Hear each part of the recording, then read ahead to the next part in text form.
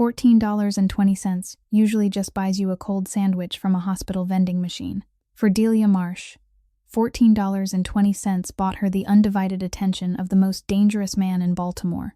It was 2 a.m, 12 hours into the back end of a night shift in the emergency room, and she stood in line at an all-night pharmacy still carrying the smell of antiseptic on her skin. Ahead of her was a small, stooped old woman in a wool coat frayed at the cuffs, though the fabric itself was strangely, expensively soft. She was counting out crumpled bills from a worn leather purse, and she was still $14.20 short. The tired night pharmacist asked her which one she wanted to put back, the heart medication or the blood pressure pills. There was no cruelty in the question. It was simply the flat, sandpaper truth of minimum wage at 2 a.m. But Delia watched the old woman's shoulders drop, watched 2 hands laced with old burn scars tremble against the counter, and she understood at once what 8 years of nursing had taught her to see. These were not the hands of someone being properly looked after. Delia had $61 in her checking account that night. Her brother's care facility bill was 3 months past due. She stepped forward anyway, put the money on the counter, and told the pharmacist to keep the change. As the old woman bent to put her purse away, a small leather-bound book slipped out and hit the floor. Delia picked it up and handed it back without ever looking inside. She walked home, slept 4 hours, and thought it had been an ordinary Tuesday like every other ordinary Tuesday. She did not know that across the city, behind 3 sets of iron gates, a man was replaying security footage of her face. Some kind acts pass through the world and no one remembers them. Others drag you straight down into the dark. If Delia's story stayed with you tonight, leave a like so we know you walked the whole road with her. Share it with the one person who came to mind while you were listening. Chances are they need to hear it too. And subscribe so you don't miss the story we tell next week. 3 nights later, the shift began at 7 o'clock in the evening, and Delia Marsh had been standing behind the curtain in Bay 4 for 11 minutes when the second stretcher was wheeled in. The man on it had fallen from a scaffold. He was conscious, but his breathing was shallow, and he kept insisting that he was fine, that he still had to go home and pick up his wife. Delia didn't argue with him. She simply placed 2 fingers against his wrist, counted his pulse, then spoke in the calm, level voice that 8 years in the profession had honed into her. A voice that neither rose nor fell, made no promises, and simply told people what was happening.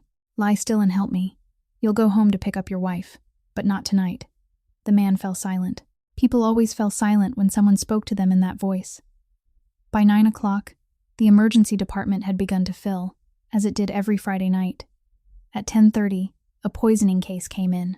At 11 o'clock, 2 drunken young men argued in the middle of the hallway until security arrived.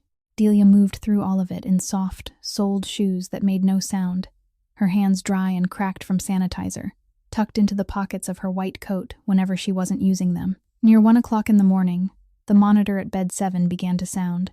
Bed 7 belonged to a man of 83 who had been admitted that afternoon with end-stage heart failure. His chart clearly stated that he was not to be resuscitated.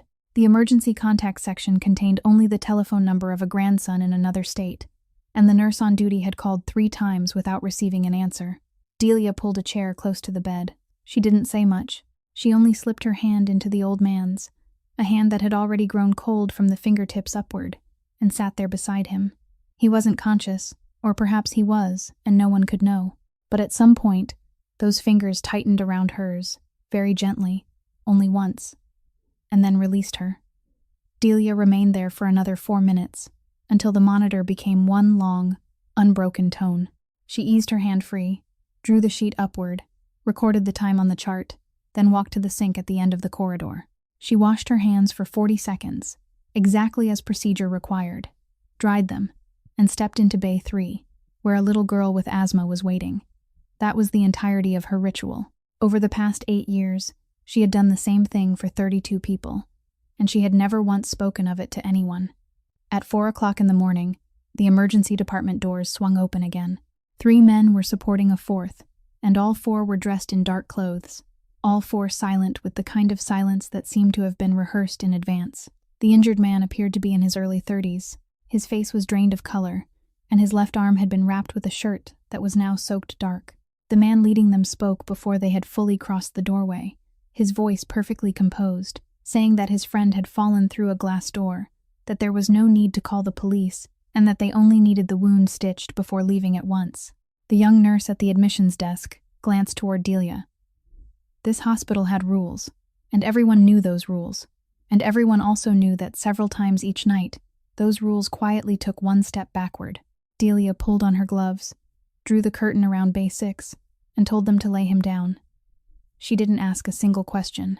She didn't ask which glass door, where it had happened, or what time.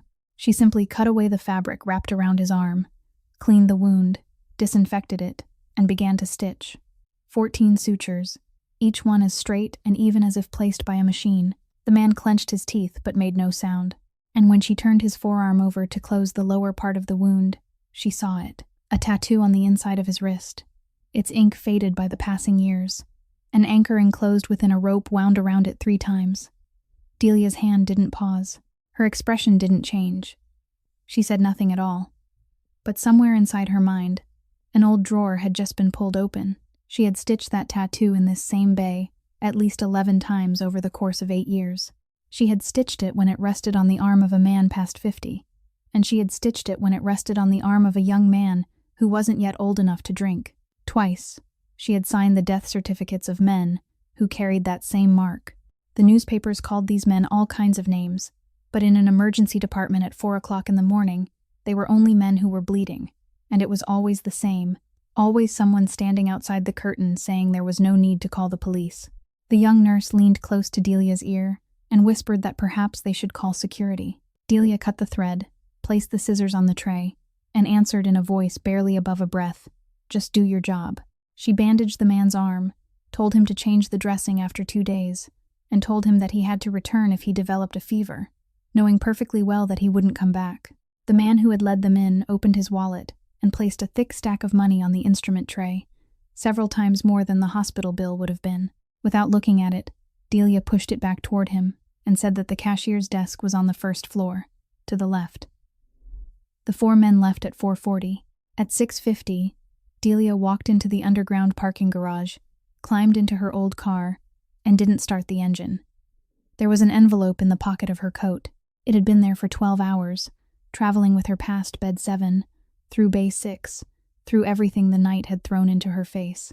The sender's name printed in the upper left corner belonged to the nursing center where her younger brother lay. She took it out, turned it over in her hands twice, then placed it face down on the passenger seat. She remained sitting there in the car for another 9 minutes, and she didn't open it. She opened it at 11 o'clock that morning, at the kitchen table in her apartment, after sleeping for 4 hours and drinking half a pot of coffee. The letter was 1 page long, printed on official letterhead, with the finance director's scanned signature already placed at the bottom. It was written very politely. It thanked her for her cooperation over the past 3 years. It reminded her that the current outstanding balance on Wesley Marsh's account was $47,000. It said the center was deeply sorry, but under its policy, if the amount wasn't paid or an approved payment plan wasn't arranged within 6 weeks, the center would be forced to discontinue his care and transfer the patient to a state facility. Delia read the entire letter once, then began again from the first line, more slowly this time, as though some sentence might be different on the second reading. Nothing was different. She folded the letter along its original creases, slipped it back into the envelope, and stood it upright in the sugar jar on the table, where she would see it every morning. On Sunday, she drove out to the suburbs. The trip took 50 minutes, and she had followed that same road at that same hour for 3 years. So her hands seemed to drive on their own while her mind remained somewhere else. She stopped at the convenience store near the turnoff and bought the Sunday paper, as she always did. Wes was in the last room at the end of the east wing, in the bed beside the window, because 3 years earlier Delia had stood at the admissions desk for 40 minutes until they agreed to move him. Her brother was 24 years old now, 1 meter and 83 centimeters tall, his shoulders still as broad as they had been when he used to ride his bicycle to the evening shift, and his hair had grown past his collar. Delia opened the curtains to let in the sunlight, placed the newspaper on the table, and did the first thing she did every Sunday. She heated water, spread a towel across his chest, and shaved him.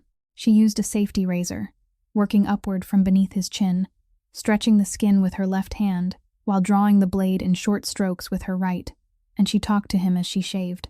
She told him about Friday night in the emergency department, about the 2 drunken men arguing in the hallway, about the new nurse who asked her a question every 3 minutes.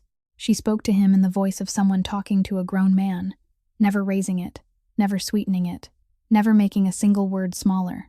Then she wiped his face, dabbed a little water over the freshly shaved skin, and opened the newspaper to the sports section. The Orioles had lost 3 games in a row. Delia read the entire report aloud, including the statistical passages she didn't understand herself, because Wes understood them, or he once had, and she saw no reason to leave anything out. When she finished, she folded the paper and told him that if they lost again next week, he wasn't to blame her. The ventilator sounded in its steady rhythm. Outside the window, a lawnmower could be heard. Near noon, the attending physician stopped by, carrying the medical chart and wearing an expression Delia had learned to recognize a long time ago, the expression of someone preparing to say something they had already rehearsed in their mind. He exchanged a few polite words, then sat in the chair across from her and said that perhaps it was time for the family to reconsider the goals of treatment. He used those exact words, reconsider the goals of treatment, the phrase Delia herself had heard hundreds of times over 8 years, and had often stood beside hospital beds, translating into plain language for grieving families. He added that there had been no meaningful improvement in 3 years, that everyone understood the financial burden, and that sometimes loving someone meant knowing when it was time to stop. Delia let him finish.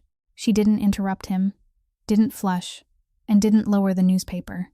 Then she said, very softly, that she worked the night shift, and she didn't abandon a patient in the middle of a shift. The doctor looked at her for a moment, then nodded, stood, left the chart on the table, and walked out.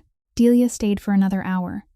She trimmed her brother's fingernails, rubbed lotion into both of his elbows because his skin tended to crack at this time of year, then closed the curtains halfway so the sunlight wouldn't fall directly across his face. Before leaving, she bent down and told him she would come again next week, and she said it in exactly the same voice she would have used when making plans with a friend. On Monday afternoon, she took the ring to the shop at the corner of Baltimore and Charles. It was her mother's wedding ring, made of 18-karat gold, with 2 initials engraved inside that had nearly worn away, the only thing left after Delia sold her old car during the first year and finished paying her mother's hospital bills during the second. The shop owner examined it through a magnifying glass, weighed it, tapped figures into a calculator, and offered her $800. Delia said $900. He looked at her, looked at the nurse's uniform she hadn't yet had time to change out of, then opened a drawer and counted $900 onto the glass counter. She took the money and reached the door before stopping. She turned back and asked how long he would keep the ring before selling it. He told her 30 days. She thanked him, wrote the shop's telephone number on the back of the receipt, and stepped outside. On the sidewalk, she stood and calculated the amount once more, even though she had been calculating it since morning. $47,000 minus $900. $46,100 remained, and she had 5 weeks and 4 days left. At 3 o'clock on Wednesday morning, Delia went down to the staff break room in the basement to finish the container of noodles she had left untouched since midnight. The room stood at the end of a long corridor beside the laundry area, and at that hour, it always carried a collection of sounds all its own. The industrial dryers rumbling beyond the wall, the ventilation pipes trembling faintly overhead, the vending machine in the corner giving a low mechanical groan every 15 minutes. Delia sat in her usual plastic chair, lifted the lid from the container, and had eaten exactly 3 spoonfuls when every one of those sounds stopped at once. They didn't fade away. They stopped together, as though someone somewhere had pulled a single lever. She looked up. The break room door opened very slowly, without so much as a creak, and 2 men in dark coats stood in the hallway. They didn't come inside. They simply remained there, one to the left of the doorway and one to the right. Then a third man entered. He appeared to be in his early 30s, tall, with dark brown hair swept back, and he wore a wool coat that Delia was certain cost more than 3 months of her salary, though she couldn't understand why that was the first thing that came to mind. He didn't look around the room. He walked straight to the table where she was sitting, pulled out the plastic chair across from her, and sat down as though the room belonged to him. Delia set down her spoon. She thought of the security button beside the door, 4 steps from where she sat, and she thought of standing up, and she did neither. "What can I do for you?" she asked, and she hated the way her voice remained calm and level, because her heart was pounding somewhere near her throat. The man placed both hands on the table. He wore no ring and no watch. There was only a faint scar crossing the outer edge of his left eyebrow, and a pair of pale gray eyes that revealed nothing at all. "Miss Marsh," he said. It wasn't a question. His voice was deep and very quiet, so quiet that Delia had to lean slightly forward to hear him clearly, and only much later did she understand that this was the point, that some men never needed to raise their voices because every room they entered fell silent on its own to listen. She asked how he had gotten inside. The building required access cards. There were cameras. There were security guards. He told her that his family had held the security and medical waste disposal contracts for the entire hospital system for 20 years, that he hadn't broken in, that he had entered through his own door. He said it as calmly as another man might speak about the weather. And Delia sat still, while a cold thought traveled down her spine, the realization that she had passed through those doors twice a day for 8 years and had never, not for a single second, been beyond this man's reach. He continued, without speaking any faster or slower. "You work from 7 o'clock in the evening until 7 o'clock in the morning, 4 shifts a week, sometimes 5. You park in Section B of the basement garage, in the second row from the column. Your account held $961 this morning, 900 of which came from selling a ring at the shop on the corner of Baltimore and Charles on Monday." Delia said nothing. She felt blood beating at both temples, not from fear, but from the sensation of being stripped bare beneath the fluorescent lights, and she lowered her dry, cracked hands beneath the table, out of his sight. "My name is Raphael Orsini," he said. She had heard that name before. Everyone who lived in this city had heard that name, and 3 nights earlier, in Bay 6, she had placed 14 stitches in an arm marked with an anchor enclosed by a rope wound around it, and she had pushed a thick stack of money back toward the man standing outside the curtain. "The old woman at the pharmacy is my grandmother," Raphael said. Then he paused, and Delia waited for the words "thank you," but they never came. Instead, in that same quiet voice, he asked what the old woman had said to her that night. Delia blinked. Of all the replies she had prepared in her mind during the past 10 seconds, not one had been meant for that question. She said the old woman had thanked her and had told her that someone would be glad to know a person had been kind to her. Raphael asked again whether his grandmother had said anything else. Had she mentioned an address? Mentioned anyone's name? Said anything about a shop? Delia answered no, and she was telling the truth, and she saw something very slight pass through those gray eyes and disappear. Something 8 years in an emergency department had taught her to recognize at once. The expression of someone finally breathing out after holding their breath for a very long time. Only then did he reach inside his coat. He took out a thick white envelope, placed it on the plastic table between her cold noodles and her spoon, and pushed it toward her with 2 fingers. $75,000, he said. Cash. Delia looked at the envelope. It lay there, white and square and utterly silent. And another number rose automatically in her mind. $46,100. With 5 weeks and 1 day remaining, she asked what the money was for. Raphael Orsini didn't call it a gift of gratitude. He said, "Miss Marsh, my grandmother is 81 years old, and there are days when she doesn't know what year she's living in, and on nights like that, she has a habit of telling strangers things she shouldn't tell them." He tapped one finger lightly against the envelope. "This money is to make sure that whatever my grandmother told you stays inside that pharmacy." Delia looked at the envelope longer than she wanted to admit.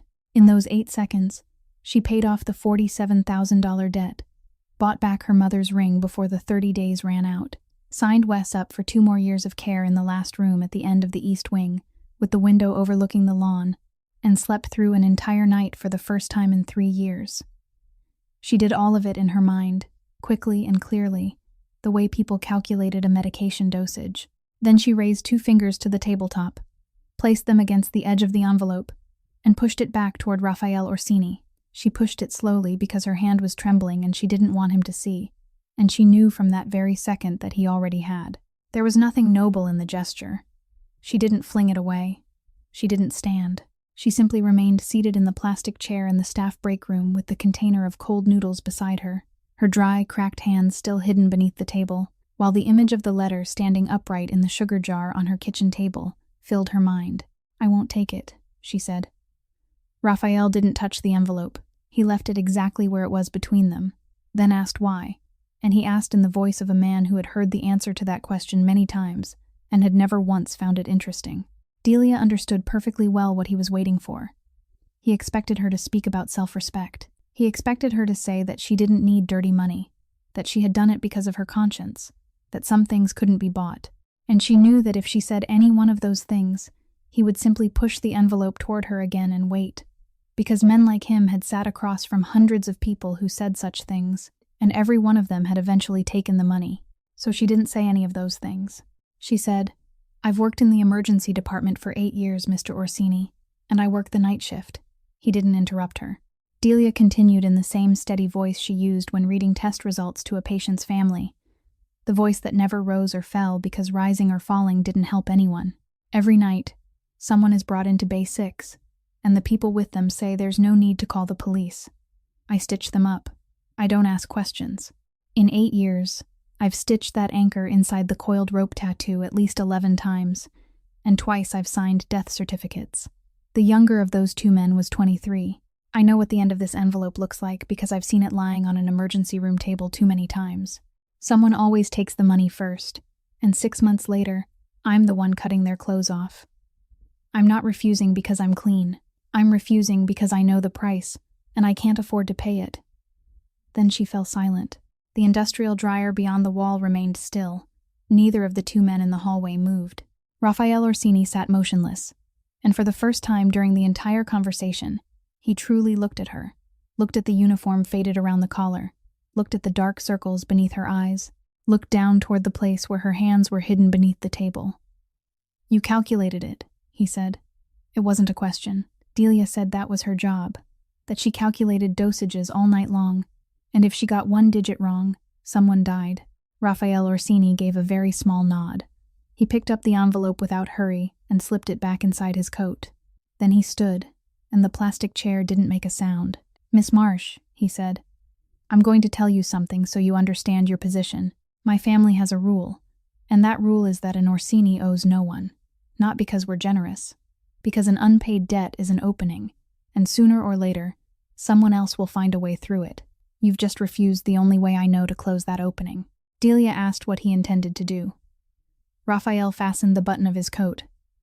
"I don't know," he said, and it was the first honest thing he had said all night. Then he walked toward the door, and the 2 men in the hallway stepped back to clear his path without needing a signal, and all 3 disappeared in the direction of the emergency stairs.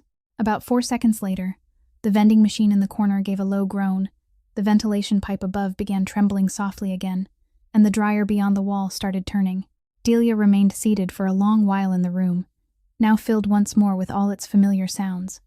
Then she stood, and she had to hold on to the edge of the table because her knees didn't obey her at once. She emptied the noodles into the trash, washed the spoon beneath cold running water, dried it, and put it away in the drawer. At 4:15, she returned to the emergency department and finished the final 3 hours of her shift. As she drove home at 7:20, she told herself it was over. She had said no. She had said it clearly, had explained her reasons, and a man like that didn't waste time on matters that had already been closed. She believed she had cut the thread between them. She was wrong. She had only pulled it tight and tied it into a knot. For the next 4 days, Delia lived in a way she never named aloud, though her body understood it perfectly. She locked the door to her apartment 3 times instead of once, and on the 3rd time, she pulled hard on the knob to make certain it was secure. She changed the route she took to work, abandoning the avenue she had used for 8 years and circling through the lower streets instead, adding 6 minutes to the drive. She began memorizing the license plates of the cars parked along the block in front of her building, and she discovered that her memory was better than she had believed, because by the 3rd day she recognized a dark car that had been there on 2 consecutive mornings, and another car parked in that exact place that evening. She told no one about any of it. On the 4th night, she finally spoke, and the words came out entirely against her will. She was sitting at the nurse's station completing patient charts beside a colleague who had worked in the department 3 years longer than she had, and somehow the conversation wandered until Delia suddenly asked whether she had ever heard of the Orsini family. The other woman stopped typing. Her hands remained on the keyboard, but her fingers no longer moved. She stared at the screen for nearly 3 seconds, then turned toward Delia, and there was no curiosity in her face, no excitement, nothing at all except the expression Delia had seen on the faces of patients' families when a doctor began reading the results of a biopsy. Then the woman asked why she wanted to know. Delia said it was nothing. that she had merely heard someone mention the name. The woman nodded, turned back to the screen, and resumed typing. For the rest of the shift, she never mentioned it again, never asked a single further question, and that silence told Delia more than anything she could have found in a newspaper. On Saturday morning, near the end of her shift, a man was waiting for her beside the emergency department exit. He wasn't dressed in dark clothing, wore nothing on his hands, and looked exactly like any other person heading to a morning shift in the city. He didn't come closer than 2 steps. He handed her a piece of paper folded in half, and said only that the old woman hadn't eaten for 3 days and was asking for her. Then he walked away. Delia stood beside the exit with the paper in her hand and opened it. Inside was nothing but an address written by hand in the northern part of the city, with no name, no telephone number, and not another word. She went home. She slept for 2 hours, then woke and sat at the kitchen table, staring at the paper beside the envelope standing upright in the sugar jar. 3 days without food. She calculated it in her head as though reviewing a medical chart. 81 years old, underweight, a history of heart disease, 3 days without food, where her blood sugar and electrolytes would be by now, and what would happen on the 4th day. She sat there for 20 minutes. Then she changed into a clean uniform, took her keys, and went out to the car. Her old car started on the 2nd attempt, as it always did.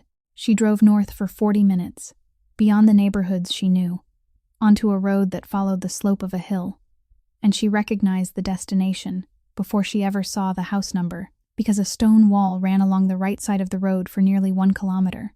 The first gate opened when she was still 10 meters away, and no one asked her a question. 2 men stood on either side of the second gate, and one of them simply looked at her license plate and nodded. The third gate opened more slowly, and when it closed behind her, Delia looked into the rearview mirror and understood for one brief second that she had just done something she couldn't undo. She didn't know that throughout the entire city, the number of cars permitted to pass through those 3 gates in a single month could be counted on one hand, or that her battered, scratched old car had been recorded before she even had time to switch off the engine. The man who met her on the front steps was in his 50s, with neatly combed silver hair and a straight, dignified bearing, and he introduced himself as Emery Fitch. He didn't lead her through a maze of rooms. He took her coat, asked whether the drive had tired her, asked whether she would like something to drink, and when she said no, he prepared a cup of tea anyway and placed it on the kitchen table without another word. He told her the old woman was in the small dining room and that for 3 days, every tray of food had been carried upstairs and brought back down untouched. He said it with genuine concern in his voice, and Delia would remember that detail for a very long time afterward. Mrs. Rosalie sat at the head of the table, her small body wrapped in a heavy robe, both hands marked with old burn scars resting on the wooden surface. An untouched tray of food stood before her. She looked up when Delia entered, studied her for several seconds, and then her face softened. "Maria," she called. "Where have you been all this time? The dough has been waiting since morning." Delia didn't correct her. She pulled out the chair beside her and sat down, saying she was sorry, that the car had broken down along the way. The old woman nodded and muttered several complaints about modern cars, then looked down at the tray as though she had only just noticed it for the first time. Delia drew the tray a little closer, picked up the spoon, and placed it in the woman's hand instead of feeding her. Then she said, "I'll eat with you." She took a plate from the cupboard, divided half the food onto it, and began eating. Mrs. Rosalie watched her for a while, then lifted her spoon and ate. She ate slowly and stopped twice, but she finished everything. At the threshold of the dining room, having approached without making a sound, Raphael Orsini stood watching the 2 women eat together at the head of the table. He didn't enter. He had spent 4 days and offered a great deal of money without solving his problem, and now he stood there watching it resolve itself in 7 minutes because of a woman who had told him no. He no longer thought about repaying a debt. He thought about something entirely different, something colder and clearer, that the thing he had needed for the past 2 years had just sat down at his family's dining table and picked up a spoon. Mrs. Rosalie set down her spoon, pushed the plate slightly away, and said she needed to lie down because she would have to get up early later. Fitch helped her out of the dining room, and when the sound of their footsteps had completely disappeared at the end of the hallway, Raphael Orsini entered, pulled out the chair across from Delia, and sat down. He didn't ask how she was. He didn't thank her this time, just as he hadn't the last. He said he had an offer, and he presented it in the exact voice of a man reading the terms of a contract. without adding a single unnecessary word. A position as his grandmother's private nurse, living in the house, working either the day shift or the night shift, whichever she preferred. A salary 4 times what she was earning now, full medical insurance effective from the first day, and the entire cost of Wesley Marsh's care at the suburban center would be transferred to the company's employee family benefits program and paid directly by the company, including both the $47,000 debt and every month that followed, with no time limit. When he finished, he fell silent. And this time he didn't push anything across the table because there was nothing to push.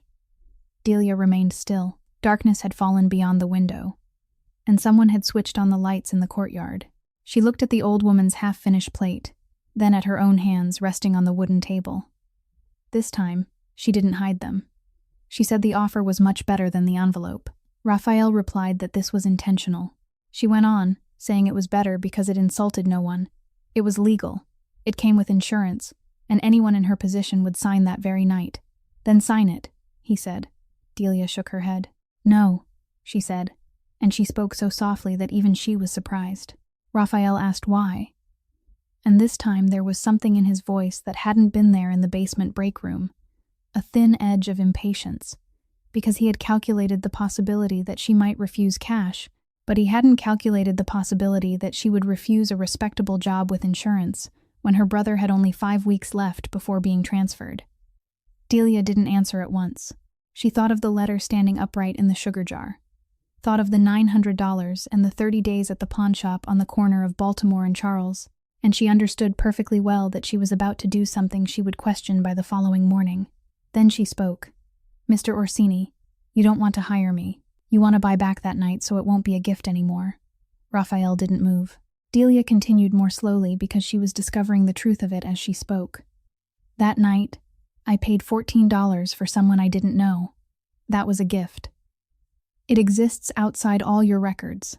No one owes anyone anything, and you can't tolerate that. Because if I take the envelope, then I become someone who was paid. And if I sign this contract, then I become an employee. And either way, that night disappears from your mind. You don't need a nurse. You need that gift to disappear. For a very long time, no one in the dining room said anything. Raphael Orsini looked at her, and those pale gray eyes didn't move, but something behind them had just shifted, like a door that had remained closed for years suddenly being struck in exactly the right place. He had sat through negotiations with men capable of killing him, and not one of them had ever told him what kind of man he was with such precision, in the middle of his own dining room. In a voice as calm as someone reading laboratory results, he reached into the inside pocket of his coat.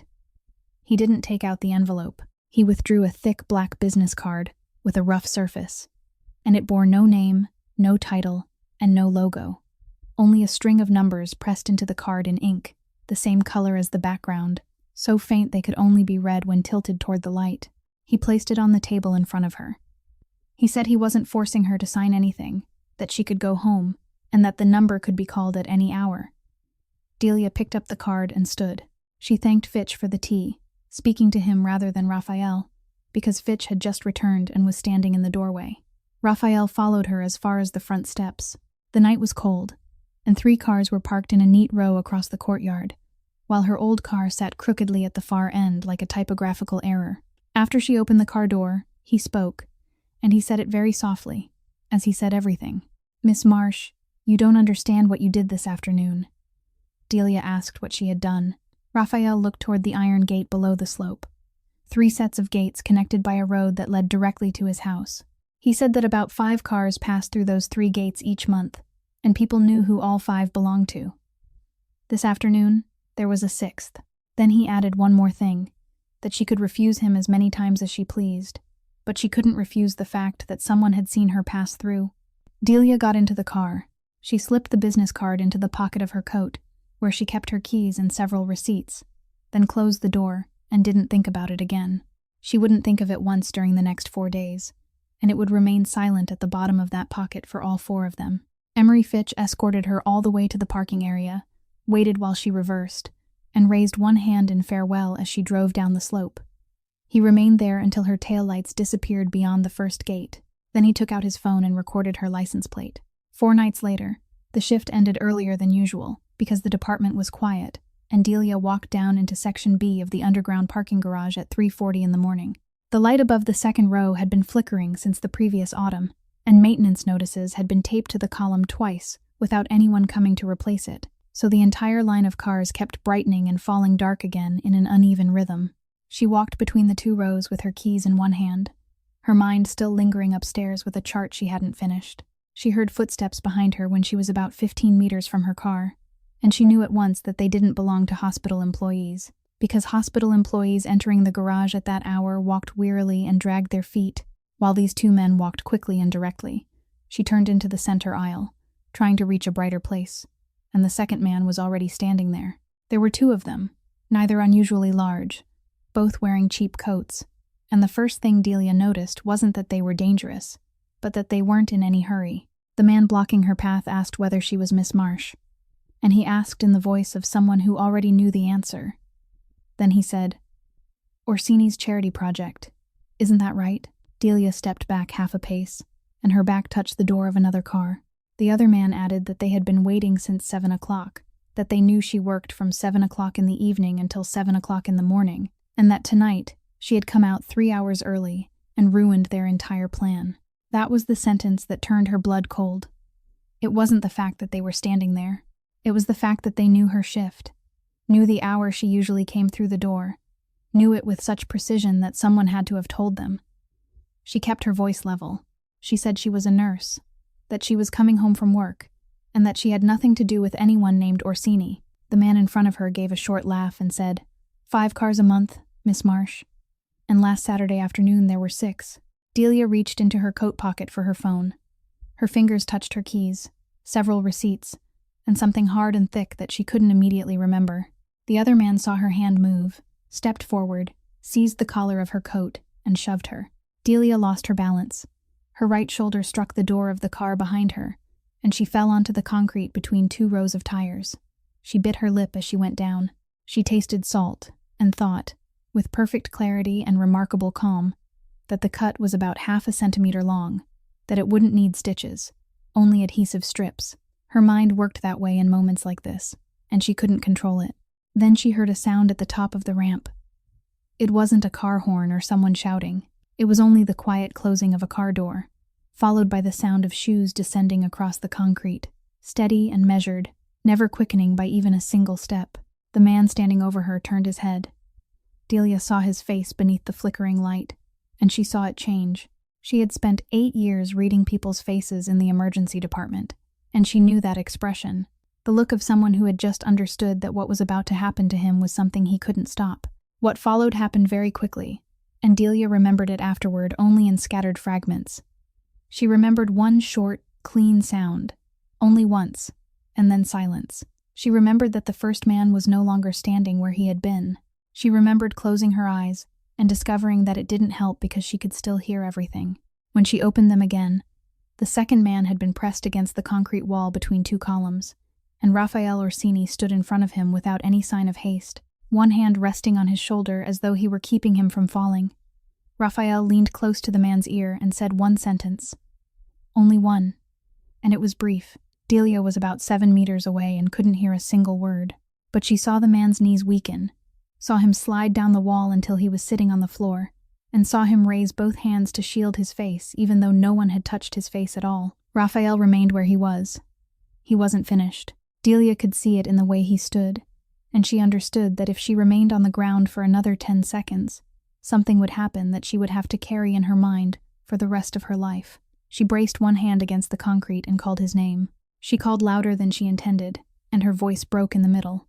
"Raphael, that's enough." He stopped. He stopped immediately, in the middle of the movement, without asking her to repeat herself, without turning his head to consider it, without even the smallest pause between her words and his obedience. He simply removed his hand from the man's shoulder and stepped back. And later, whenever Delia thought about everything that had happened that night, that was the one detail she could never fit neatly into place. She had seen him do what he had just done, but she had also seen a man whose name made an entire city hold its breath stop midway through it simply because a night shift nurse, lying on a concrete floor, had told him to stop. Raphael gave the man on the ground a single word, "Go," and he scrambled to his feet, dragged the other man with him, and both disappeared toward the emergency exit. Then Raphael turned, walked over to Delia, and crouched at a careful distance from her. He took a neatly folded handkerchief from his breast pocket and held it out without touching her. Delia took it and pressed it against her lip. She sat on the cold concrete beneath the flickering light and heard herself say, "They knew what time my shift ended." Raphael Orsini didn't answer. But Delia saw his face in that moment, and she understood that he had just reached the very same conclusion she had. She didn't get into his car immediately. She managed to stand, brushed the concrete dust from her pant legs, walked to her own car, and tried to put the key into the lock, and only on the third attempt did she realize that her hand was shaking too badly to find the keyhole. She stood there holding the ring of keys for nearly 10 seconds, then said, without turning around, "Drive me." Raphael's car climbed the ramp out of the underground garage and entered the main road, and the interior was so quiet that Delia could hear the sound of her own breathing. She sat close to the door, the handkerchief still pressed to her lip, and watched the city drift past outside, the streets she had traveled for 8 years looking entirely different through this glass. She had been silent for about 4 minutes when she spoke, and the first thing she said wasn't thank you. She said, "Those 2 men knew I work from 7 o'clock in the evening until 7 o'clock in the morning." Raphael answered that he knew. She continued, "They even knew what time I usually come through the door, and they mentioned that last Saturday afternoon, 6 cars passed through the gates of your house instead of 5. Raphael said he had heard that too. Delia lowered the handkerchief and turned to look at him. "Then you understand," she said. "Before Saturday, I was only a name on a pharmacy recording. No one knew me. No one needed to know me. After Saturday, I became the 6th car, and 4 days later, 2 men were waiting for me in the basement. You don't need to protect me from them, Mr. Orsini. You're the one who put me in their sights." No one in the car said anything. The driver didn't look back, didn't change speed, and gave no sign at all that he had heard. Delia sat there listening to her own heartbeat, and she realized that she had just said those words to a man whose name, even a nurse who had worked in the department for years, didn't dare mention at the station. Raphael kept his eyes on the road ahead. Then he spoke, very slowly, and said that she was right. Delia hadn't expected that. He continued, saying that he had broken his rules twice because of his grandmother, once by going down into a hospital basement at 3 o'clock in the morning, and once by allowing an unfamiliar car through 3 gates in broad daylight, and that in 20 years, he had never done such things, and the people watching him counted every time he broke his pattern the way others counted heartbeats. "They don't care who you are," he said. "They only care that I stepped outside my routine twice in 11 days, and they want to know why. You were the nearest answer they could find." Delia asked what happened now, and this was the part she had prepared for. She had sat in silence for 4 minutes, and during those 4 minutes, she had already built 3 answers to the 3 offers she was certain he was about to make: a thicker envelope, a contract with additional terms, or a payment sent directly to the nursing center with her signature at the bottom of the page. She had even prepared the voice she would use to say no. Raphael made no offer at all. He said she was going to his house tonight, and he said it as a settled fact rather than a question. She asked what happened after that. He told her she would sleep, and by morning, they would find out who had told those 2 men when her shift ended. Delia waited for the rest. There was no rest. She sat there with 3 refusals already loaded in her mind and nothing to fire them at, and that feeling unsettled her more than the envelope containing $75,000. She asked whether he no longer intended to hire her. Raphael turned and looked at her for the first time during the entire drive. "I'm not trying to buy you anymore, Miss Marsh," he said. "I'm only keeping you alive." Then he faced forward again and said nothing more until the car turned onto the road that followed the hillside. Delia reached into her coat pocket to find the handkerchief that had fallen onto the seat, and her fingers touched the hard, thick object she had forgotten for 4 days, the black business card with the recessed number. She left it where it was. Beneath it, folded into quarters in the same pocket, was the letter from the nursing center that she had taken from the sugar jar that morning and carried throughout her entire shift without understanding why. $47,000. 35 days. She had counted those days every morning while making coffee, and she counted them once more as the car passed through the first gate. The second gate opened, then the third. This time, no one looked at the license plate, because this time she was sitting in his car. The car stopped at the front steps. Fitch was already waiting there even though it was only 4:30 in the morning, and he opened the door for her, saw the cut on her lip, then turned toward Raphael with a question he never spoke aloud. Raphael walked past him and climbed the steps, saying only, "By morning, give me a list of everyone who knew her work schedule." "Yes, sir," Fitch replied in the even voice of a man who had given that answer thousands of times. Delia entered the house with concrete dust still clinging to the shoulder of her coat. And inside that coat pocket was a business card she had never used, and a letter counting down 1 day at a time, a letter she hadn't told anyone in that house about. During her first 4 days in that house, Delia came to understand something she told no one. That the place felt more like a hospital corridor at 3 o'clock in the morning than a home. They placed her in a room on the second floor, with a window overlooking the bay, and the wardrobe was already filled with clothes that still had their price tags attached, all in her exact size and arranged by color. Delia didn't touch them. On the first morning, she washed her nursing uniform by hand in the bathroom sink, wrung it out carefully, hung it over the heated rack to dry, and wore that same uniform again the following evening. 3 times a day, meals were brought to her room on trays covered with silver lids, and all 3 times she said thank you and left the food untouched. Then, near midnight, she made her way down to the large kitchen on the ground floor, put the kettle on herself, made a cup of black coffee, and drank it standing beside the stainless steel counter. She didn't do it out of stubbornness. She did it because 8 years in the emergency department had taught her that when she was brought into a place she hadn't chosen, the first thing she needed to do was find its boundaries, to discover where people would leave her alone and where they wouldn't. By the 3rd day, she had learned quite a bit. No one stopped her from going into the kitchen. No one stopped her from walking into the back garden. There were 2 passageways where someone appeared whenever she approached, very politely asking whether she needed anything, and she understood the meaning immediately. During the day, she sat with Mrs. Rosalie in the small dining room or in the eastern sitting room by the fire, and she watched the medical team work. They followed every procedure, kept every appointment, administered every dose correctly, maintained spotless records, and did all of it the way people serviced a machine. Each time the old woman confused the year, they gently corrected her and brought her back to the present. Then she became a little more agitated, and they recorded in her chart that the patient was showing signs of anxiety. Delia watched the same thing happen for 3 days, and said nothing because she wasn't anyone in that house yet. Emery Fitch was the only person there who spoke to her as though she were a human being. He showed her how to pass through the security doors, explained which ones required a code, which ones only needed to be pushed, and which doors locked completely after 10 o'clock at night. In the afternoons, he made tea for her, strong black tea, and poured a cup for himself before sitting at the opposite end of the kitchen table. He asked about her work in the emergency department, asked how long she had been there, and when she told him about Wes, he didn't offer a single word of comfort. He only nodded slowly and looked down into his cup for a long while. Then he said that he had a son too. Delia asked what his son did. Fitch replied that the boy's life hadn't gone smoothly, that certain things had happened several years earlier, and he said it in the voice of someone closing a door rather than opening one, so Delia didn't ask anything else. He stood, washed his cup, and before leaving, told her that if she needed anything, she could find him at any hour. On the afternoon of the 4th day, he asked her to carry a folder of nursing records down to the small office at the end of the ground floor corridor because his hands were occupied with a tray. Delia took it downstairs. The room was empty, and the desk lamp had been left on.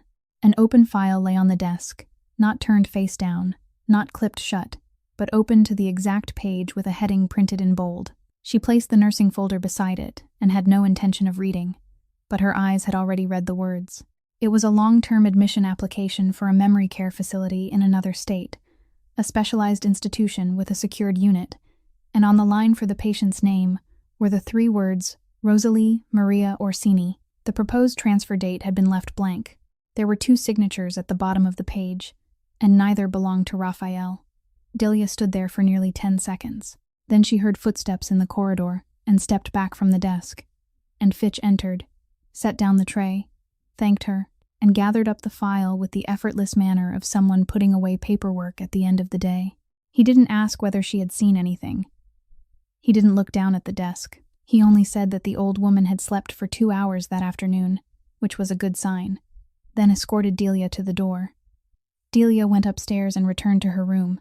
She sat on the edge of the bed and remained there for a very long time, while darkness slowly gathered beyond the window, overlooking the bay. For the past 3 days, She had assumed that the only thing happening in that house was that two men had waited for her in the underground garage, and someone was trying to discover who had told them her schedule. Now she understood that something else was unfolding alongside it. Something quieter. Something that had begun before she ever set foot there. Someone inside that very house was preparing the documents to send the old woman away, and she didn't know whether Raphael Orsini knew about it. Delia couldn't sleep that night, and close to 4 o'clock in the morning, she finally gave up, put on her coat, and went down to the large kitchen to make coffee, just as she had on the previous 3 nights. The ground floor corridor lights had been dimmed, and she had made it halfway when she heard sounds coming from the kitchen. A cabinet door opening and closing, then opening again. She quickened her pace. Mrs. Rosalie stood in the middle of the stainless steel kitchen, barefoot on the cold tile floor, wearing a thin nightrobe, opening each cabinet beneath the counter one by one and closing it again. A sack of flour lay on the island with one corner torn open, leaving a long trail of white powder across the steel surface. There was no one else in the kitchen, no night attendant, no one rushing toward them. And in that moment, Delia understood something she would remember for a very long time afterward, that cameras covered the grounds, the gates, the corridors, the entrances, every part of the property except the family's private living spaces. And the person who had given that order was Raphael Orsini himself, because he couldn't bear the thought of his grandmother being watched inside her own home. The old woman turned at the sound of Delia's footsteps.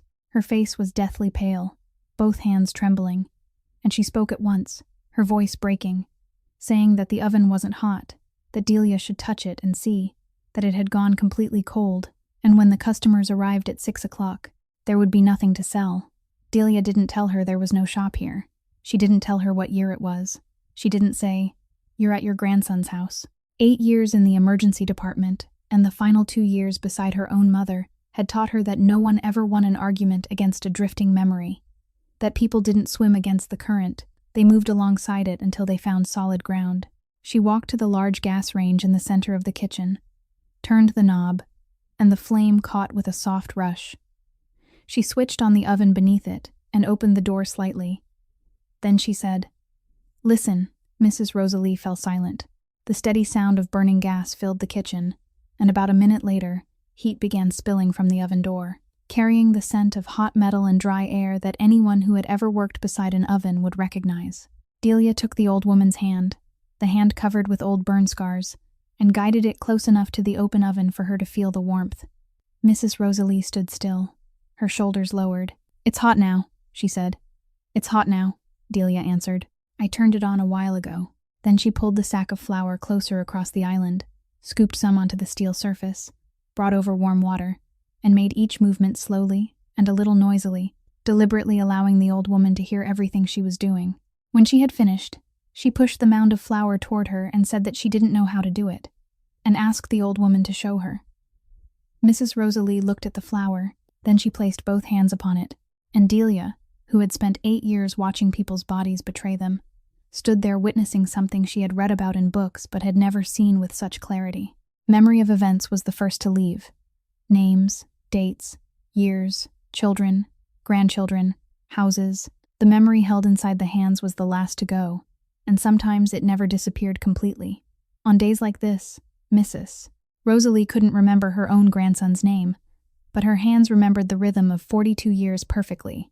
Fold, press with the heel of the palm, turn it 1/4, fold again, over and over, steady as a drumbeat, neither fast nor slow, requiring no thought.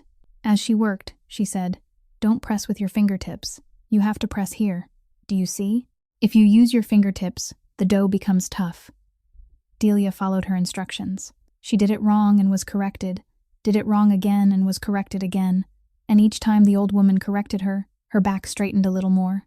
The two women stood kneading dough in the stainless steel kitchen at 4:20 in the morning, while the sky beyond the windows remained black. Then the old woman's hands stopped. She didn't look up immediately. When she finally raised her head, Delia saw that something in her eyes had changed, the fog clearing for an instant in the way no one could predict and no one could hold. And Mrs. Rosalie looked at her, truly looked at her, then asked in a completely different voice, the voice of someone who knew exactly where she was, "You're the nurse, aren't you?" Delia said yes. The old woman nodded slowly. Then she said, Raphael is very good at building walls, you know. He's good at shooting wolves too. But he doesn't know how to live inside the house. He thinks that if he makes people afraid of him, they'll leave him in peace. She looked down at her flower-covered hands, then added more softly that she didn't know who had taught him to live that way, but she was certain it hadn't been her. Delia didn't have time to answer. She looked up, and Raphael Orsini was standing beneath the arched doorway leading to the corridor. He was still wearing the clothes from the previous day, his tie removed, one hand resting against the doorframe as he stood motionless. No one knew how long he had been there. No one had heard him approach. There was nothing on his face. Nothing at all, except for a place along his jaw that had tightened. Mrs. Rosalie turned, saw him, and the clarity in her eyes closed at that exact moment, neatly as a door. The old woman smiled and said, "You're awake early. Have you eaten breakfast yet?" "I've finished kneading the dough." At 10 o'clock that night, Fitch knocked on her bedroom door and said that the master of the house wished to see her in the study. The room stood at the end of the ground floor corridor, with a low fire burning in the hearth, and Raphael sat behind the desk with 2 glasses and an unopened bottle of liquor between them. He didn't pour. He told her to sit, and she sat. Then he said that he owed her an apology. He spoke those 3 words slowly, each one separate from the next, like a man reading aloud in a language he had learned long ago and rarely used, and Delia realized that this was probably the first time in many years he had said them to anyone. He continued, saying that he had brought her into this house and placed her in a room as though putting an object somewhere safe, that he had thought of her as an opening that needed to be sealed rather than as a human being, and that he had been wrong. Delia said nothing. Raphael pushed a sheet of paper across the desk. He told her that the 2 men in the parking garage had been hired hands, paid to investigate, and that the matter had been dealt with that afternoon. He said the threat was gone, that she could return home the following morning, that a car would take her, and that he would pay the entire debt at the nursing center without requiring her to sign anything, do anything, or owe anything, as though the 2 of them had never met.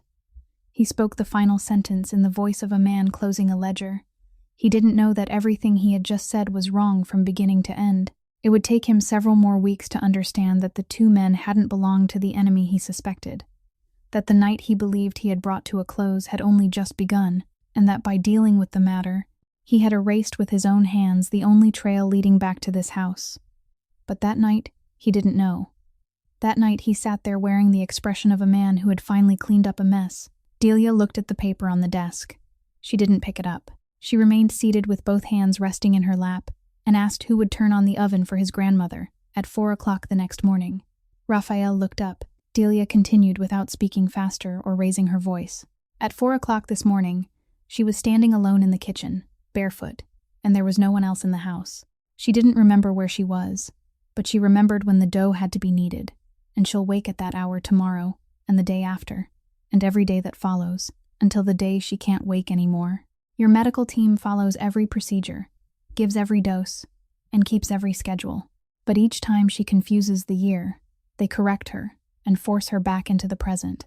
And each time they do, she becomes a little more agitated. Then they write in her chart that the patient is anxious and increase the medication. You're paying for a system that's slowly making her worse, Mr. Orsini, and no one in this house dares to tell you. Raphael didn't answer. Delia pushed the paper back toward him, and this time her hand didn't tremble. "I'm not asking to stay," she said. "I'm negotiating." Then she gave him her conditions, one by one, in the exact order she had arranged them in her mind since 6 o'clock that evening. A formal employment contract with a fixed term, a written job description, and proper tax reporting, so that if anyone asked later, she would be a private home care nurse and nothing else. Full authority over all nursing decisions, including the right to dismiss anyone on the medical team if she believed it necessary, with the physician reporting to her rather than the other way around. Wes's expenses would be written into the contract as a signing payment, paid once in full, and stated clearly in writing, not a gift, not assistance, not a favor, and not a debt of gratitude. And she would be free to enter and leave the house whenever she wished, without asking anyone's permission. Raphael asked whether there was anything else. She said there was one more condition. Every Sunday, she visited her brother, and no one was to schedule anything over Sunday afternoon. He remained silent for a long time. Then he said there was one point he wouldn't negotiate, that someone would always accompany her, in a separate car, keeping a distance, and remaining out of sight. Delia considered that for exactly 3 seconds, then nodded. Raphael stood and extended his hand across the desk. She rose and shook it, and his hand was warm and calloused, his grip firm but measured. "Welcome to the service of the Orsini family," he said. Delia replied that she wanted to make one thing clear before signing, so there would be no misunderstanding later. "I worked the night shift for 8 years, sir," she said. "I don't abandon a patient in the middle of a shift. Your grandmother is my patient now. So my decision to stay has nothing to do with you." Raphael looked at her for a moment. Then he sat, opened a drawer, and took out a file Delia recognized immediately from the bold heading on the first page, the same file she had seen on the desk in the small office the previous afternoon. He placed it before her and said that since she was going to sign, she had the right to know what she was walking into. He explained that not every decision in the family belonged to him. There was a council made up of people who carried the Orsini name, and others who had stood beside his father since before Raphael was born, and 3 weeks earlier, the council had taken a vote. They had decided that an 81-year-old woman who spoke to strangers at night was an unacceptable risk. They had already prepared the paperwork for a secured facility in another state. He had stopped them, but he had only managed to buy so much time. Delia asked how much time that meant. Raphael said 60 days. 60 days to prove that his grandmother wasn't a leak. Otherwise, they would send her away, and he told Delia plainly that if that happened, he would be forced to choose between his grandmother and everyone else in the family, and he wasn't certain what choice he would make. Delia sat down again. The letter from the nursing center, counting down 38 days, was still in the pocket of the coat hanging over the back of her chair, and during the past 2 minutes, that letter had stopped counting. But she didn't feel relieved at all. She had just set down 1 clock, only for someone to place another in her hands, larger than the first, and this one wasn't counting down for her brother. On the 4th day after signing the contract, Delia stood at the foot of the staircase and listened to the head nurse speaking to Mrs. Rosalie in the small dining room. The woman was saying, "You did so well. You finished every bite, didn't you?" In the voice people used to praise a 3-year-old child, while the old woman sat silently staring down at the plate before her, her shoulders drawn inward. Delia stepped into the room, thanked the nurse, and asked her to come out into the hallway. Once they were outside, Delia told her plainly that her employment would end that day, that the Human Resources Department would pay everything she was owed, and that the reason was that she had spoken to an 81-year-old woman as though she were a child. The nurse's face flushed. She said she had qualifications and 11 years of experience, and that she would speak to Mr. Orsini about this. Delia replied that she was welcome to do so, that his office was at the end of the corridor.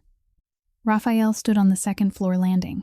He had been there from the beginning, one hand resting on the banister, and he watched the entire exchange without descending a single step or speaking a single word. The head nurse looked up and saw him, waited, and he still said nothing. That afternoon, she left carrying her suitcase. During the next 3 weeks, Delia rebuilt the rhythm of life in the house around things that were real and could be touched. At 4 o'clock in the morning, the oven was lit, dough was kneaded, 2 small loaves were baked, 1 was eaten, and 1 was left behind. At 7 o'clock, the radio was tuned to a station that replayed old programs, the same songs the old woman had listened to when the bakery was still open. At 9 o'clock, they walked exactly 4 laps around the back garden. In the afternoon, they knitted or folded towels, tasks done with the hands that had a clear beginning and a clear end. And Delia discovered that on the days Mrs. Rosalie completed something, she slept almost until dawn that night. Delia also began keeping records. At the end of every shift, she sat down and wrote in a large notebook, following the same nursing log format she had always used in the emergency department. Times, medication doses, how much food had been eaten, hours of sleep, how long each period of confusion lasted, what the old woman said, whose names she called, and most importantly, everyone she had come into contact with that day. No one had asked Delia to do it. None of the medical staff before her had done it. Fitch once asked what she could possibly be writing that required so many pages, and Delia replied that it was a professional habit, that without writing things down, she couldn't remember them all. She had no idea that the notebook would one day save the old woman's life. On Sunday of the 3rd week, after returning from visiting Wes, Delia suggested taking Mrs. Rosalie to a nearby park. Raphael came with them, along with 3 guards, and Fitch drove. It was a sunny afternoon, and the park was crowded. Several children were running around the slide in the play area, while their parents stood close behind them, coffee cups in their hands, never taking their eyes off the children for even a second. Mrs. Rosalie sat on a nearby bench. Delia saw her reach into the cloth bag she had brought from home and take out a tin box, and inside were small rolls she had baked at 4 o'clock that morning, each one about the size of her palm. She opened the lid and simply left the box resting on her lap. Barely a minute passed before one child ran over, then another, then 3 arrived at once. They stopped a short distance from the bench, and one of them asked what those were. The old woman said they were rolls she had baked that morning, and asked whether the child wanted one. The child turned to look at his mother. She was standing a few steps away, and she nodded before moving a little closer. Mrs. Rosalie placed a roll into the child's outstretched hand. She didn't touch anyone. She only placed the bread into the waiting palm, then asked, "What's your name?" The child told her. The old woman nodded, repeated the name once to make certain she had it right, then turned to the next child and asked the same question. She asked them one by one. Every child had to say a name before receiving a roll, and she repeated each name as though she expected to see them all again the following morning. For 42 years behind a bakery counter, she had done exactly the same thing with the neighborhood children, and that habit remained perfectly intact within her while so many other things had faded away. The children ate the rolls and laughed, and one of them called toward the others still near the slide that the bread lady was over here, and from then on, that was what all of them called her. 2 mothers came over to thank her. The old woman sat on the bench with the empty tin resting on her lap, and she smiled for the rest of that afternoon. Delia stood a few steps away, and when she turned, she saw Raphael watching his grandmother. He wasn't looking at her the way people watched something sweet or charming.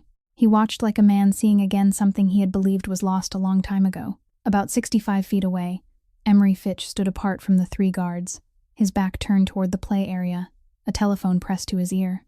Delia noticed because he remained there for so long. He listened for nearly 10 minutes and said almost nothing, and when the call ended, he stood for a while longer staring across the grass before returning to the group.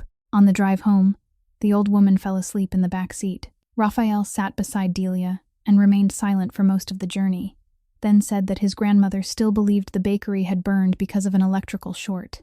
Delia turned toward him. He continued without looking at her, his eyes fixed beyond the window.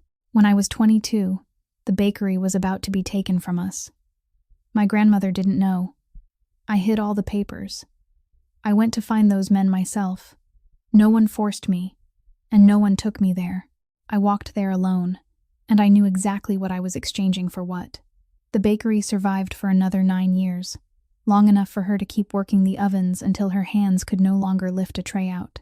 After that, it burned, and she believed it was an electrical fault, and I allowed her to believe it." He fell silent for a while, then spoke the final words very softly.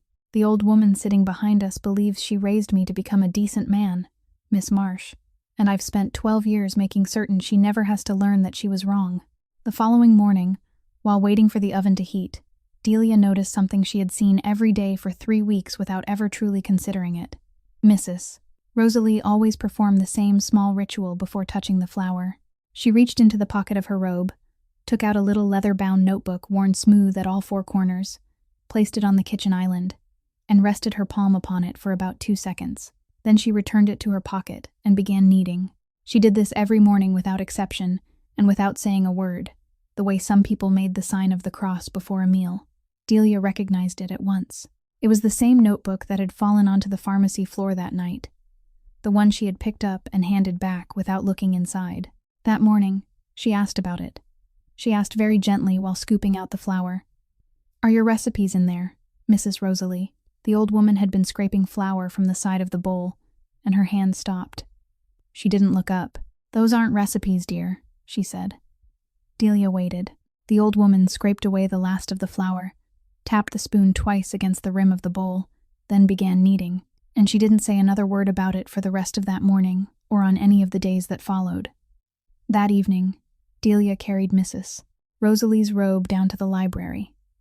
The seam beneath the left arm had come apart by nearly 4 inches, and she didn't give it to anyone else to mend because she knew they would simply buy a new one, while the old woman would wear no robe but this one. Delia sat cross-legged on the rug before the fireplace, pulled the sewing basket close, and began stitching. The fire gave enough light to see by, and she preferred sitting on the floor to sitting in a chair, a habit left over from the apartment, where there had been only 2 chairs and one of them had a broken leg. Near 11 o'clock at night, the door opened. Raphael entered, and Delia glanced up once before lowering her eyes and continuing to sew. His tie had been removed and tucked into his coat pocket. The top 2 buttons of his shirt were open, and a dark stain had dried into a stiff patch on the right cuff. He saw that she had noticed it. He said nothing about it. She didn't ask. He crossed to the armchair opposite the fireplace and sat down with the weariness of a man whose body had stopped cooperating several hours earlier, his head falling back against the chair, his eyes closing. The room held only the sound of the fire and the needle passing through cloth.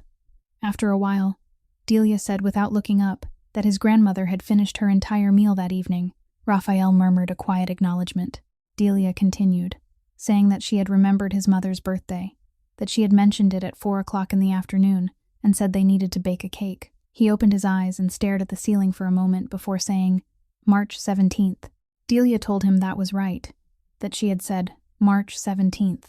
Raphael said nothing more, and neither did she. Delia bit through the thread, threaded the needle again, and turned the robe inside out to finish the inner seam. The silence continued for several minutes, and at some point she realized that it had changed. 3 weeks earlier, whenever the 2 of them occupied the same room, they had both sat with straight backs, each watching the other in a different way.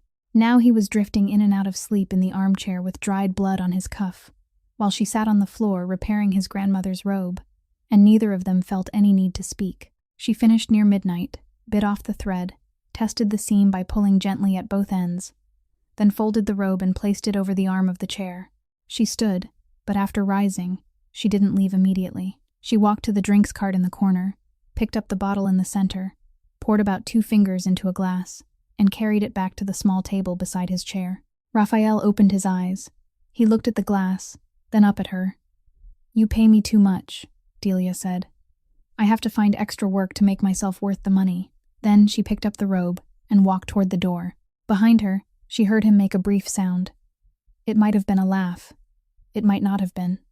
She didn't turn around to find out. Only after reaching the hallway did she stop, and she stood there for a moment with the folded robe in her arms. There was something small and hard inside one of its pockets, and she could feel it through the fabric. Rectangular, with 4 worn corners. She left it exactly where it was, carried the robe upstairs to the old woman's room, and hung it in its usual place, on the hook to the left of the wardrobe, where Mrs. Rosalie reached for it every morning at 4 o'clock. 3 days later, Emery Fitch knocked on her bedroom door at nearly 9 o'clock in the evening. He wasn't carrying a tea tray. He stood in the doorway with a brown document envelope tucked beneath one arm and asked whether she had a few minutes. Delia invited him inside, but he didn't enter. He remained where he was, placed the envelope in her hands, and said there were certain things a person ought to know before signing anything else. She asked what it was. Fitch said that he was sorry, and he spoke those 3 words in a voice Delia couldn't understand. Not the voice of someone who had done something wrong, but the voice of someone preparing to do something he himself didn't believe was right. Then he left. Delia opened the envelope while sitting on the edge of the bed.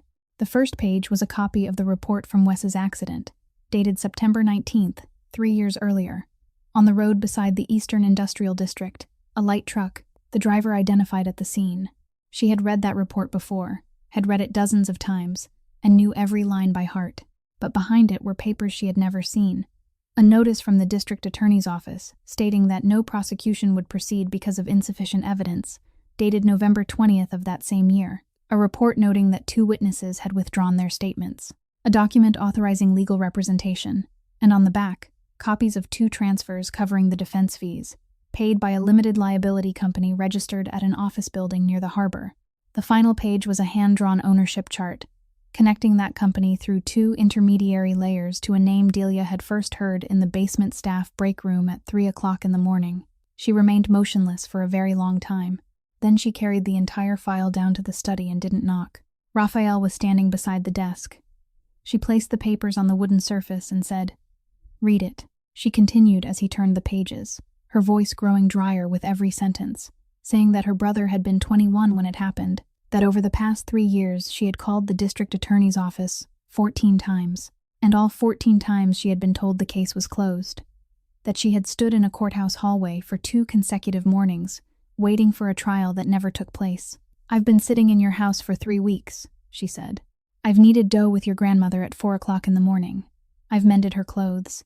And for all of the past 3 years, the thing that took a trial away from my brother was this house."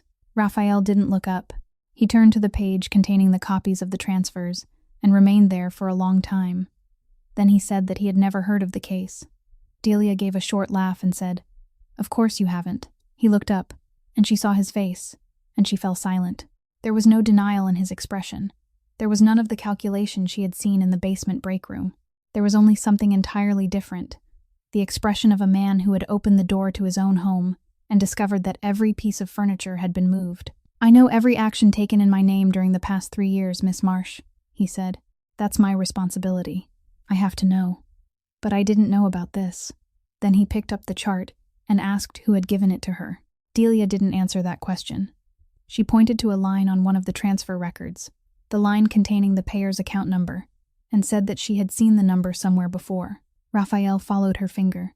He opened a desk drawer and removed another sheet of paper, the report his men had brought him on the afternoon he declared that everything had been handled. He placed the 2 pages beside each other. The 2 men who had waited for Delia in the underground garage had been paid from the same account that had covered the legal fees 3 years earlier. It wasn't money from a rival faction. It wasn't money from outside. Raphael stood completely still, and Delia watched the truth reach him one step at a time, that he had gone after the wrong people, that he had dealt with the wrong people, and that by doing so, he had severed with his own hands the only thread that might have led back into this house. Very softly, almost to himself, he said that he had closed the wrong door. "I'm leaving," Delia said. He told her to wait. She replied that she had a contract, Clause 6, that she could enter and leave whenever she wished without asking anyone's permission, and that he was the one who had agreed to that clause. Raphael said nothing more. She went upstairs, packed her belongings into the cloth bag she had brought on her first day, called a taxi from her own telephone, and went down to wait in the entrance hall. 2 guards stood by the door. Both watched her. Neither stepped forward. Neither said a word, because she wasn't being held in that house, and every one of them knew it. Fitch wasn't in the hall. The taxi's headlights appeared beyond the first gate, 2 yellow points climbing the hillside. Delia adjusted the strap of her bag, and at that exact moment, from the direction of the kitchen at the end of the corridor, Mrs. Rosalie called out. She called for Maria twice, then 3 times, her voice rising with every call, the name of an assistant who had died in 1979. The clock on the entrance hall wall showed 10:40 in the evening. It wasn't the hour when she normally woke. It wasn't time to knead the dough. That was the first thing Delia thought. The second was that the old woman wasn't wearing her slippers. The taxi stopped outside the front steps and sounded its horn once, briefly. Delia lowered the bag onto the stone floor. She stayed for another 11 days, and during those 11 days, no one in the house mentioned what had happened that night. Not Fitch, not Raphael. By January, the snow had grown deep, and the surface of the bay had frozen into broad gray sheets. On the night of January 17th, at 2 o'clock in the morning, Delia was asleep when the sound woke her. It didn't wail. It was a deep, low vibration running through the stone foundation and the frame of the bed, the kind of sound a person felt in the bones before hearing it with the ears, and with it came red lights flashing along the base of the hallway walls. She sat upright at once. She didn't freeze for even a second. 8 years of night shifts had built a certain order into her, and it awakened before fear had time to reach her. Shoes, coat, and the first question in her mind wasn't what was happening, but where her patient was. She ran along the second-floor hallway toward the old woman's room. The door stood slightly open. The blankets had been thrown aside. The bed was empty. Her slippers remained untouched at its foot. Delia turned and ran toward the main staircase, and on the landing, she nearly collided with 2 men in dark clothing coming up in the opposite direction. One of them told her to return to her room and lock the door. She asked where the old woman was. He said the safe room in the north wing. That Team 4 was already heading there, then moved her aside and continued running. Delia remained on the landing for nearly 3 seconds, and in those 3 seconds, she looked down into the entrance hall below and saw what everyone rushing around her had failed to see. The main doors had been breached. 4 strangers had entered the house, and 3 of them were climbing the western staircase, and they passed directly by the corridor leading to the main bedroom, without a single one of them turning toward it. No one stopped at that door. No one tried the handle. They moved past it and continued upward, and the direction they were taking was the north wing. Delia stood with one hand gripping the banister, and the whole truth came to her at once, clear and cold as a test result appearing on a screen. They hadn't come for Raphael. Had they come for him, someone would have stopped at that door. They had come for the old woman. And she understood the rest of it too, the part she had been stumbling over for weeks without being able to explain. The two men in the underground garage had only been a test. They had thrown her into his path to see how he would react. And on the night Raphael Orsini walked down that garage ramp and didn't stop until someone told him to, everyone who needed to know had learned exactly what they wanted. They had found the place where he lost control. Now they had come to take it. Delia spun around and ran, but she didn't run toward the north wing. She ran downstairs toward the kitchen, because it was 2:00 in the morning, and the old woman usually rose at 4. But a vibration running through the stone floor sounded very much like an oven alarm, and inside Mrs. Rosalie's mind, there was no year, no house, only a task that had to be done at that hour. The kitchen was empty. The side door at the far end, the one leading into the back garden and the path along the cliff, stood slightly open, and cold wind blew inward through the gap. The indicator on the electronic keypad beside the door was still green. For 3 weeks, Delia had watched the old woman enter that code on the mornings when her mind was clear. June 20th, 1946, her wedding day. The one number in the entire house she remembered more clearly than her own grandson's name. And beneath the keypad, the sensor light for that entire section wasn't flashing. It was dark. It had been dark before the old woman opened the door. Delia rushed outside. The snow reached her ankles. The wind swept upward from the bay and struck the cliffside, and she saw Mrs. Rosalie about 100 feet away, a small figure in a nightrobe walking along the path toward the slope, barefoot, taking slow and certain steps like someone following a road she had traveled for 42 years. Delia didn't shout. She didn't run forward and seize her. She had learned long ago that a person lost inside a memory mustn't be dragged away from it. If they were pulled, they resisted, and resistance in a place like this meant falling. She circled ahead of the old woman, slowed when she was 3 steps away, and called to her gently. Mrs. Rosalie stopped. She looked at Delia, and there was nothing in her eyes, then said that she had to go down and open the shop because the customers would arrive at 6 o'clock. Delia removed her coat, stepped closer, and draped it around the old woman's shoulders. She did it as calmly as though placing a shawl around a patient in a clinic. Then she took Mrs. Rosalie's hand, a hand already stiff with cold, enclosed it between both of her palms, and lied. She said, "The snow is too heavy today, Mrs. Rosalie. No one will be able to get to the market." The old woman turned her head toward the sea. The snow truly was falling thickly, and the wind drove it across the path in long white streaks. The proof stood directly before her.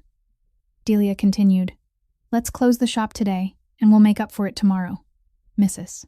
Rosalie watched the snow for a little longer, then her shoulders lowered, and she said, "Close the shop." She repeated it once more softly.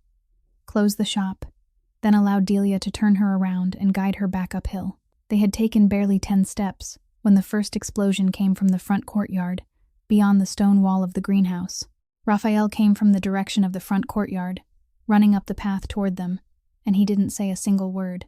He simply wrapped an arm around each woman's shoulders and pushed them both into the narrow space behind the greenhouse's stone wall, the only place on that entire slope protected by anything thicker than a sheet of glass. Delia fell backward into the snow with the old woman in her arms. 2 more explosions came from the courtyard, followed by the sound of running feet, and then silence. She looked up and saw Raphael still standing with one hand braced against the stone wall, and she knew before he fell, not because she saw anything, because she heard the rhythm of his breathing change, and after 8 years in the emergency department, that rhythm had only one meaning. He collapsed beside the wall. Delia settled the old woman against the stone, removed her own scarf and wrapped it around Mrs. Rosalie's knees, then turned toward Raphael and became someone entirely different. She shouted to the 2 guards who had just come running, and her voice cut through every other sound in the courtyard.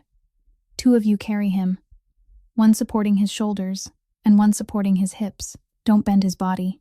You take his grandmother inside, wrap her in blankets, and don't let her look out here. Get the doctor to the medical room right now." No one asked what authority she had to give orders. They obeyed because at that moment, there was only one person in the courtyard who knew what she was doing. In the medical room, She cut open Raphael's clothes with trauma shears, pressed gauze against the wound, and drove the full weight of her body through both hands. She placed 2 fingers against his neck and counted while watching the second hand on the wall clock, and the number she found wasn't the number she wanted. She counted again 40 seconds later, and it was worse. Raphael opened his eyes. He searched for her face and managed one sentence. "Where's my grandmother?" Delia told him she was inside, that someone had wrapped her in blankets, and that she hadn't seen anything. He closed his eyes again. Delia called his name, called it once more, louder this time, and tapped his cheek until he opened his eyes. "Look at me," she said. "Look at me. You're not allowed to die tonight." He managed 3 words. "Why is that?" Delia never stopped applying pressure. "Because who's going to light the oven for her at 4 o'clock tomorrow morning?" she answered. Something trembled once inside his chest, perhaps a laugh, and then disappeared. The family's private physician rushed in and opened his equipment case, and Delia watched him work for about 30 seconds before saying, "You can't manage this here." He looked up and argued. She said, "Don't argue, just listen to the numbers." She gave him the pulse, the breathing rate, the color of the skin at Raphael's extremities, and the amount of blood that had soaked through 4 layers of gauze in 2 minutes. Then she told him that this room had no blood bank, no operating room, and no ventilator, and that if he opened Raphael here, he wouldn't be able to close him again. The doctor said that taking the head of the family to a hospital was something no one in that house was permitted to do. Delia asked how he intended to explain his death to the old woman. He didn't answer. Raphael had already lost consciousness. Delia stood there with both hands, maintaining pressure, fully aware that the only person with the authority to decide for him was lying beneath her hands. She considered everything for exactly 4 seconds. Then she told the nearest guard to give her his phone, pressed 3 digits, and gave the dispatcher the address of the house in the calm voice of an emergency nurse reporting a case. Male, 34 years old, gunshot wound, rapid weak pulse, severe blood loss, ambulance required with a physician on board. There were 4 men in the room, and all 4 stared at her, yet not one of them dared take the phone from her hand. She clearly said the words, "gunshot wound," and she knew exactly what those words meant. They meant a real hospital record would be created. They meant the hospital would be legally required to notify the police. They meant that within 40 minutes, the house where no official vehicle had passed beyond the first gate in 20 years would have uniformed officers standing in its entrance hall. She ended the call, returned the phone, and continued pressing the gauze. While they waited, she asked someone to take over the pressure for 1 minute and stepped into the entrance hall to wash her hands. The security management screen mounted on the wall was still glowing, and Delia stopped in front of it. She had watched Fitch use that screen for 3 weeks, so she knew how to open the system log. She scrolled down to the area sensors, found the kitchen side door, and saw it. At 11:47 that night, the southeast sector sensor had been switched to disabled status using an administrator code. It wasn't a system error. It wasn't a power failure. Someone had turned it off 3 hours before the main doors were breached. And in the house, only 2 people knew that code. Delia stared at the line for about 5 seconds. Then she turned off the screen, returned to the medical room, and didn't say a word to anyone. 40 minutes later, 2 sets of lights swept up the hillside and passed through all 3 iron gates of the Orsini estate, the red and white lights of an ambulance and the blue and red lights of a police car, and it was the first time that had happened in 20 years. The hospital created an official record that very night, and by morning, 2 investigators were sitting in the 3rd-floor corridor. For 20 years, not a single document bearing the name Raphael Orsini had ever entered the city's system, and now one existed, a record of a gunshot wound, with the date, the time, the address, and the name of the person who had called for emergency assistance. Delia had signed the space reserved for the medical professional present at the scene with her own true name. Raphael regained consciousness on the afternoon of the 2nd day. The first person he asked about was his grandmother. The second was Delia. When he was alert enough to hear the entire account, they told him who had dialed those 3 digits, what she had said into the telephone, and who had signed the record. He lay still for a long time, staring at the ceiling. Then he asked Delia to come closer. She stood beside the bed and waited, and she had prepared herself for almost anything. "For 20 years, no one has dared make a decision for me," he said. "You were the first, and you made the right one." Emery Fitch came of his own accord. No one went looking for him, and no one detained him. He simply walked into the hospital room that evening and sat in the chair beside the door. Delia showed him the line from the system log, the time, and the administrator code, and he looked at it and nodded. He didn't deny a single thing. He said that 3 years earlier, his son had been behind the wheel of the light truck on the Eastern Road. He said he had used the Orsini name to do everything that had needed to be done, hiring attorneys, meeting with witnesses, and he had done all of it behind the back of the man lying in that hospital bed because he knew with certainty that permission would never have been given if he had asked. He said he had lived in peace for 3 years, until the previous autumn, when someone came to him, showed him those exact documents, and told him that he could either cooperate or his son wouldn't live through the winter. He had disabled the censor. He had handed over Delia's license plate number, and he had also been the one who placed the file in her hands that night because he knew something would happen on the 17th, and the only way he could think of to drive her away from the house was to give her a reason to hate every one of them. When he had finished, he placed the house keys on the table and sat waiting. Raphael didn't raise his voice once. He only asked where Fitch's son was now, and Fitch named a city in the west, and Raphael ordered his men to bring the young man back before the other side could reach him. Then he told Fitch that he would have to answer to the law for what he had done, and that Raphael wouldn't interfere in either direction, neither helping him nor pushing him further down. Fitch said thank you, and he meant it. 3 days later, the family council gathered in the great sitting room. They repeated that the old woman was a leak, that the night of the 17th was proof, that the 60 days hadn't yet expired, but the truth had already become too clear to ignore. Delia asked permission to speak. She placed her nursing journal on the table. 3 weeks of handwritten records, 1 page for every day. Times, medication doses, food intake, sleeping hours, the length of every episode of confusion, everything the old woman had said, every name she had called, and at the bottom of every page was a line Delia had written consistently without any particular purpose. A list of everyone Mrs. Rosalie had come into contact with that day. She let them turn the pages themselves. There wasn't a single unfamiliar name, not one telephone call, not one visitor, not one occasion when the old woman had left the grounds except for the afternoon in the park, when 4 people had accompanied her. During these 3 weeks, Delia said, Mrs. Rosalie spoke to an outsider only once, in a pharmacy at 2 o'clock in the morning, and that outsider was me. Your leak isn't the old woman. It's the person who held the administrator code. No one in the room could answer her. What kept Mrs. Rosalie in her own home that night wasn't gunfire, wealth, or power. It was a stack of pages, carefully filled out every day by a night shift nurse, because professional habit had taught her to write everything down. 1 week later, on a morning when her mind was clear, Mrs.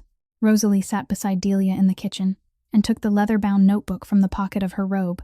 She placed it in Delia's hands and said, Look, dear, I told you, these aren't recipes. Delia opened it.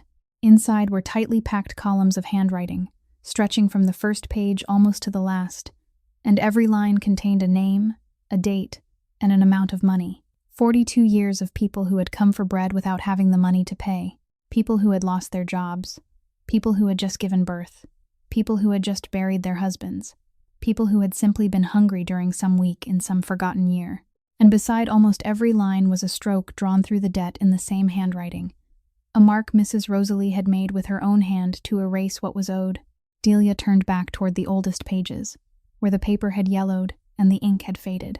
On a page marked for a winter 30 years earlier in southeast Baltimore, she saw her mother's name, Colleen Marsh. Beside it were a few words, widowed, 2 young children. Beneath that were 7 consecutive entries, 7 weeks, 7 occasions when bread had been taken on credit. All 7 had been crossed out. Delia sat for a very long time with the notebook open on her lap. 30 years earlier, the woman sitting beside her had fed Delia's entire family through a winter and had never asked for a single cent in return, had never told anyone what she had done, and now no longer remembered it herself. That night in the pharmacy, when Delia placed $14.20 on the counter for a stranger, she had repaid a real debt without ever knowing she carried it. Raphael read the page twice. He had lived his entire adult life by a single rule, that an Orsini owed no one, and he had traded everything he possessed to avoid owing anyone anything. Now he sat there and understood that the woman he had sacrificed everything to protect had spent 42 years erasing other people's debts, and that not for a single day had she wanted him to become what he had become. That afternoon, he called Delia into his office. He gave her 2 things, The first was the completed paperwork for a lifetime trust that would cover every expense related to Wesley Marsh's treatment and rehabilitation, already established and effective from before the night of the 17th, with no conditions and no signature tying Delia to anything. The second was the entire original file from the accident, including the chart showing the company's ownership structure. He placed it in her hands and told her to do whatever she wished with it, including taking it to the district attorney, even though doing so meant the law would walk directly into his own house. She submitted it. He didn't try to stop her. He didn't make a single telephone call. And that was how he told her he had changed, more clearly than any words ever could. Then he gave her the final thing, a thin envelope containing documents for another name, another city, and a place where she could begin again and never be found. Delia picked it up, turned it over in her hands exactly twice, then folded it and placed it on the tray beside the glass of water. "I worked the night shift for 8 years, sir," she said. "I don't abandon a patient in the middle of a shift, and now this entire house is my patient." Raphael looked at her, and the cold expression that terrified the whole city broke apart completely, leaving only an exhausted man who was smiling. He told her she was the most stubborn woman he had ever met. She replied that his security system was terrible, that he needed to drink his water, and that he looked awful. Then she walked out, and the door closed very softly behind her. Delia Marsh's story reminds us that kindness doesn't have to be grand to matter. Sometimes it is only $14.20 placed on a counter at 2 o'clock in the morning, only one hand holding another when no one is watching, and yet that can be enough to bring an entire human soul back home.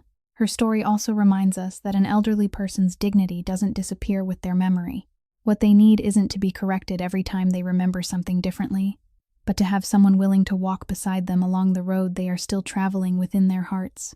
And in the end, a person's true strength isn't measured by how much money they possess, but by the things they refuse to sell at any price. If tonight's story touched your heart, please leave a like and share it with the people you love. And don't forget to subscribe to our channel so that every day you'll have more meaningful stories to listen to. How did the story of Delia and Mrs. Rosalie make you feel?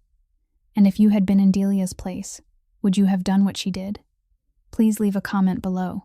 We truly hope to hear the feelings that come from the deepest part of your heart. We wish everyone watching this video abundant health, a joyful life, and peace in every day ahead. Goodbye for now, and we look forward to seeing you again in our next video.